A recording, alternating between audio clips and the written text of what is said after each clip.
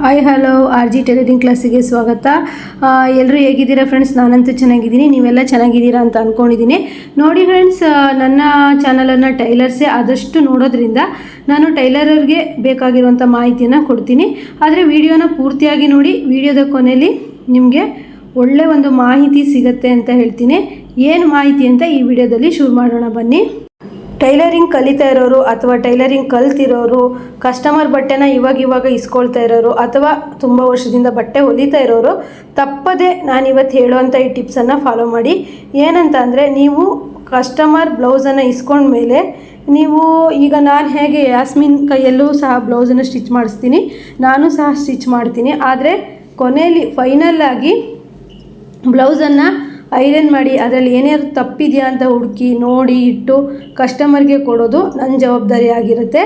ಯಾಕಂದರೆ ನಾನು ಬ್ಲೌಸನ್ನು ಇಸ್ಕೊಂಡು ಸ್ಟಿಚ್ ಮಾಡೋದ್ರಿಂದ ನಾವು ಸ್ಟಿಚ್ ಮಾಡಿರೋಂಥ ಬ್ಲೌಸನ್ನು ಕಸ್ಟಮರ್ ಕೈಗೆ ಕೊಡೋಕ್ಕಿಂತ ಮೊದಲು ಏನಾದರೂ ತಪ್ಪಾಗಿದೆಯಾ, ಮಿಸ್ಟೇಕ್ ಆಗಿದೆಯಾ, ಅಥವಾ ನಾವು ಅವ್ರು ಹೇಳಿರೋ ಅಂಥದ್ರಲ್ಲಿ ಏನಾದರೂ ಮರ್ತಿದ್ದೀವಾ ಅಂತ ಹೇಳ್ಬಿಟ್ಟು ಚೆಕ್ ಮಾಡಿಬಿಟ್ಟು ನಾವು ಓನರ್ಗಳಾದ ನಾವುಗಳು ಚೆಕ್ ಮಾಡಿ ಕೊಡಬೇಕಾಗತ್ತೆ. ಅಥವಾ ನೀವು ಒಬ್ಬರೇ ಕೆಲಸ ಮಾಡ್ತಿದ್ದೀರಾ ಅಂದರೂ ಸಹಿತನೂ ನೀವು ಸ್ಟಿಚ್ ಮಾಡ್ಬೇಕಾದ್ರೆ ಆದಷ್ಟು ನೋಡಿರ್ತೀರ, ಆದರೂ ಸಹಿತ ಈ ರೀತಿ ಐರನ್ ಮಾಡಿ ಕೊಡುವಾಗ ಚೆಕ್ ಮಾಡಿ. ಅಥವಾ ನೀವು ಐರನ್ ಮಾಡೋದಿಲ್ಲ ಹಾಗೆ ಕೊಡ್ತೀನಿ ಅಂದರೂ ಸಹಿತ ಒಂದು ಸತಿ ಮೆಜರ್ಮೆಂಟ್ ಬ್ಲೌಸಿಗೆ ಮತ್ತು ಅವ್ರು ಹೇಳಿರೋದಕ್ಕೆ ಕರೆಕ್ಟಾಗಿ ಹೊಲ್ದಿದ್ದೀರಾ ಅಂತ ಚೆಕ್ ಮಾಡಿ ಕೊಡಿ. ಇದರಿಂದ ನಿಮಗೆ ಕಸ್ಟಮರ್ ಸಹಿತ ತಪ್ಪೋಗಲ್ಲ. ನನಗೆ ತುಂಬ ಸಲ ಅಂದರೆ ಸ್ವಲ್ಪ ಹೇಗಂದರೆ, ನಾವು ಹುಕ್ಸು ಒಬ್ಬರ ಹತ್ರ ಹಚ್ಚಿಸೋದ್ರಿಂದ, ಕಟ್ಟಿಂಗು ನಾ ಮಾಡೋದ್ರಿಂದ, ಸ್ಟಿಚಿಂಗು ಮತ್ತೊಬ್ಬರು ಮಾಡೋದ್ರಿಂದ ಏನು ತಪ್ಪಾಗಿರ್ತವೆ ಅಂತ ಗೊತ್ತಾಗಲ್ಲ. ಪೂರ್ತಿ ಕೆಲಸನೂ ನಾವೇ ಮಾಡಿದ್ರೆ ನಮಗೆ ಗೊತ್ತಿರುತ್ತೆ ಈ ಕಸ್ಟಮರ್ ಹೀಗಿರ್ತಾರೆ, ನಾವು ಹೀಗೀಗೆ ಸ್ಟಿಚ್ ಮಾಡಬೇಕು ಅಂತ. ಆದರೆ ನಾವು ಕಟ್ಟಿಂಗ್ ಮಾಡಿಕೊಟ್ಟಿರ್ತೀವಿ, ಕೆಲಸಗಾರರು ಸ್ಟಿಚಿಂಗ್ ಮಾಡೋಷ್ಟೊತ್ತಿಗೆ ಅವರಿಗೆ ಕಸ್ಟಮರ್ ಬಗ್ಗೆ ಗೊತ್ತಿರಲ್ಲ. ನಾವೇನು ಕಟ್ ಮಾಡಿಕೊಟ್ಟಿರ್ತೀವಿ ಅದರ ಪ್ರಕಾರ ಅವರು ಸ್ಟಿಚ್ ಮಾಡ್ತಾ ಇರ್ತಾರೆ. ಆದರೆ ಲಾಸ್ಟಲ್ಲಿ ಎಲ್ಲ ಚೆಕ್ ಮಾಡಿ ನೀಟಾಗಿ ಕಸ್ಟಮರ್ ಕೈಗೆ ಕೊಡೋದು ತುಂಬ ಒಳ್ಳೆಯದು ಅಂತ ಹೇಳ್ತೀನಿ. ಯಾಕಂದರೆ ನಾವು ನೋಡಿ, ಇವಾಗ ಒಂದು ಬ್ಲೌಸು ನಾನು ತೋರಿಸಿದ್ದೀನಲ್ಲ, ಈ ಬ್ಲೌಸ್ಗೆ ಕ್ಯಾನ್ವಾಸ್ ಹಾಕಿ ಹಾಗೆ ಪ್ರಿನ್ಸ್ ಕಟ್ ಕೊಟ್ಟು ಸ್ಟಿಚ್ ಮಾಡಿರೋಂಥದ್ದು. ಈ ಬ್ಲೌಸಿಗೆ ಅವರು ಜಾಸ್ತಿ ಆದರೂ ಪರವಾಗಿಲ್ಲ, ನಮಗೆ ಫಿಟ್ಟಿಂಗ್ ಅನ್ನೋದು ತುಂಬ ಚೆನ್ನಾಗಿ ಬರಬೇಕು, ನೀಟಾಗಿ ಫಿನಿಶಿಂಗ್ ಎಲ್ಲ ಬರಬೇಕು. ನಾವು 500 ಸಮೇತನೂ ಕೊಡ್ತೀವಿ ಒಂದು ಬ್ಲೌಸ್ಗೆ ಅಂದರು. ಹಾಗಾಗಿ ನೋಡಿ, ಫುಲ್ಲು ನಾವು ಓವರ್ಲಾಕ್ ಮಾಡಿದ್ದೀವಿ, ಪ್ರಿನ್ಸ್ ಕಟ್ ಹೊಲ್ದಿದ್ದೀವಿ, ಹಾಗೆಯೇ ಮತ್ತು ಕ್ಯಾನ್ವಾಸ್ ಕೊಟ್ಟಿದ್ದೀವಿ. ಫ್ರಂಟ್ ಟು ಬ್ಯಾಕು ಎರಡಕ್ಕೂ ಕ್ಯಾನ್ವಾಸ್ ಕೊಟ್ಟಿದ್ದೀನಿ.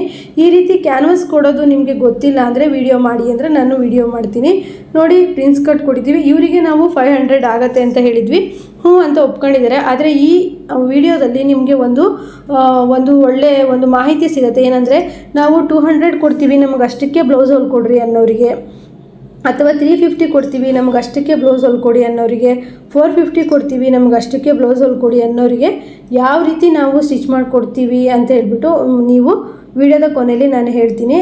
ಫ್ರೆಂಡ್ಸ್ ನೋಡಿ, ಹೇಗಂದರೆ ನಮಗೆ 150 ಕೊಡುವಂಥ ಕಸ್ಟಮರು ಬೇಕು, 200 ಕೊಡುವಂಥವ್ರು ಬೇಕು, 500 ಕೊಡುವಂಥವ್ರು ಬೇಕು, ಮತ್ತು ಎಲ್ಲ ಥರದ ಕಸ್ಟಮರು ಬೇಕು. ಇಲ್ಲ ನಾನು 500ಗೆ ಬ್ಲೌಸ್ ಹೊಲಿಯೋದು, ಈ ಥರ ದುಡ್ಡು ಕೊಡೋರಿದ್ದರೆ ಮಾತ್ರ ನಮ್ಮ ಮನೆಗೆ ಕಸ್ಟಮರ್ ಬನ್ನಿ, ಇಲ್ಲಾಂದರೆ ಬರಬೇಡಿ ಅಂತ ನಾವು ಯಾವುದೇ ಕಾರಣಕ್ಕೂ ರ್ಯಾಶ್ ಆಗಿ ಹೇಳೋಕ್ಕೆ ಬರೋದಿಲ್ಲ.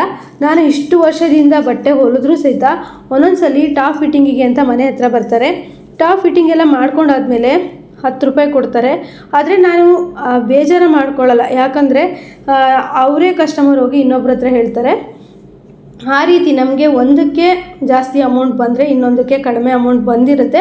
ಬಿಸ್ನೆಸ್ಸು ಅಂದಮೇಲೆ ಅದೆಲ್ಲ ಮಾಮೂಲಿರುತ್ತೆ. ಅದನ್ನೆಲ್ಲ ನಾವು ಟೆನ್ಷನ್ ಮಾಡಿಕೊಂಡು ಮತ್ತೆ ಇರೋ ಕಸ್ಟಮರ್ನ ಕಳ್ಕೊಬಾರ್ದು. ಅದರಲ್ಲೂ ಸಹಿತ ಮನೆ ತನಕ ಈಗ ಹುಡ್ಕೊಂಬರ್ತಾರೆ ಅಂದಾಗ ನಾವೊಂದು ವ್ಯಾಲ್ಯೂ ಕೊಡಬೇಕು. ನನಗೆ ಹೆಚ್ಚು ಕಡಿಮೆ ಅಂದರೆ ಒಂದು 15-20 ವರ್ಷದಿಂದ ಇರೋವಂಥ ಕಸ್ಟಮರ್ ಇದ್ದಾರೆ. ಯಾಕಂದರೆ ನಾನು ಯಾವ ಕಸ್ಟಮರ್ ಕೈಲೂ ಸ್ವಲ್ಪ ಕಿರಿಕ್ ಮಾಡ್ಕೊಳ್ಳೋದು ಕಡಿಮೆ. ಯಾಕಂದರೆ ಆದಷ್ಟು ತಾಳ್ಮೆಯಿಂದ ಇದ್ದುಬಿಟ್ಟು ಏನು ಅಂತ ನೋಡ್ತೀವಿ. ನಾವು ಏನು ಅಂದರೆ, ಈಗ ನಮ್ಮ ಹತ್ರ ಕಸ್ಟಮರ್ ಬರ್ತಾರೆ, ಅವರು ನಮಗೆ ಬಟ್ಟೆ ಕೊಡ್ತಾರೆ ಅಂದರೆ ಅವ್ರಿಗೆ ನಾವು ಬಟ್ಟೆ ಕೊಟ್ಟಿರ್ತೀವಿ, ಅವರು ನಮಗೆ ಆ ಕಡೆಯಿಂದ ಏನು ರೀ ಹಂಗಾಗಿದೆ ಹಿಂಗಾಗಿದೆ ಅಂತ ರ್ಯಾಶಾಗಿ ಮಾತಾಡ್ತಾರೆ. ಆಗ ನಾವು ಸಹಿತ ರ್ಯಾಶಾಗಿ ಮಾತಾಡಿದ್ರೆ ಆ ಪ್ರಾಬ್ಲಮ್ಮು ದೊಡ್ಡದಾಗತ್ತೆ.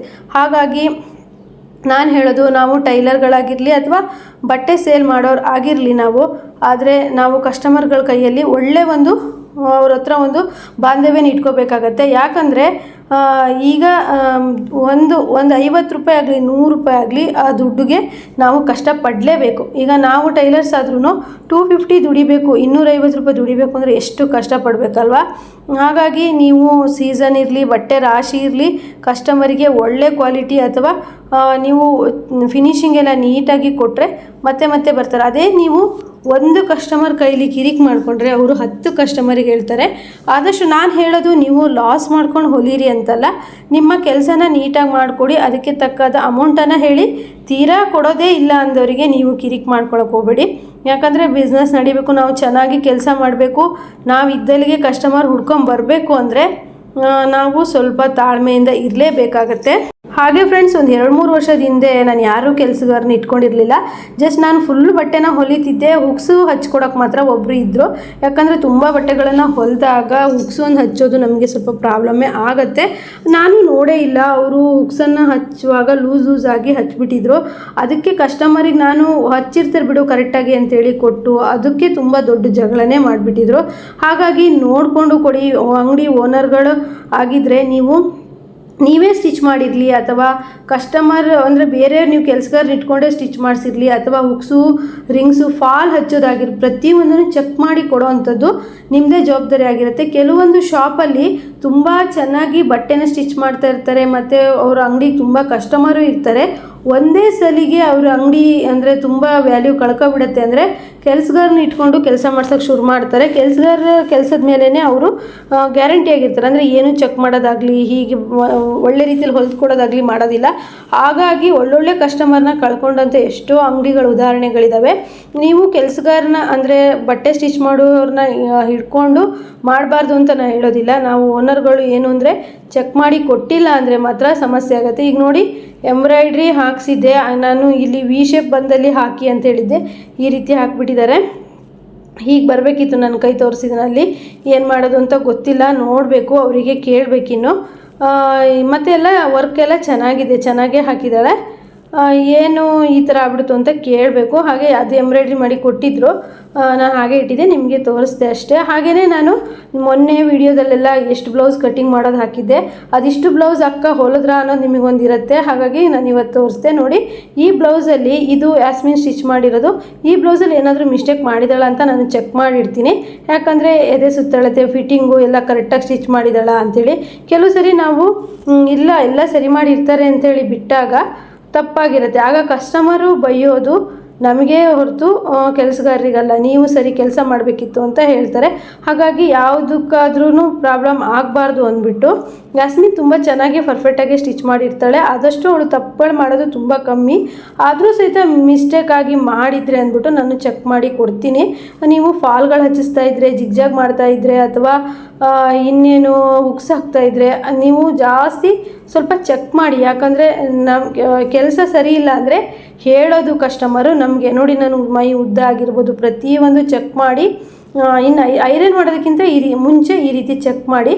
ಅದೇ ನೀವೇ ಸ್ಟಿಚ್ ಮಾಡ್ತಿದ್ದೀರಾ ಅಂದರೆ ನೀವು ಸ್ಟಿಚ್ ಮಾಡಿದ ತಕ್ಷಣ ಈ ರೀತಿ ಒಂದ್ಸರಿ ಸ್ಟಿಚ್ ಅಂದರೆ ಚೆಕ್ ಮಾಡಿ. ನಾನು ಹೇಳಿದ್ದೀನಿ ಕೆಲವೊಂದು ವಿಡಿಯೋದಲ್ಲಿ, ನೀವು ಸ್ಟಿಚ್ ಮಾಡ್ತಾನೆ ಈ ಥರ ಚೆಕ್ ಮಾಡಿ, ಅಥವಾ ಸ್ಟಿಚ್ ಮಾಡಾದಮೇಲೆ ನೀವು ಸ್ಟಿಚ್ ಮಾಡಿರೋದೆಲ್ಲ ಸರಿ ಇದೆಯಾ ಅಂತ ಒಂದ್ಸರಿ ಚೆಕ್ ಮಾಡಿ.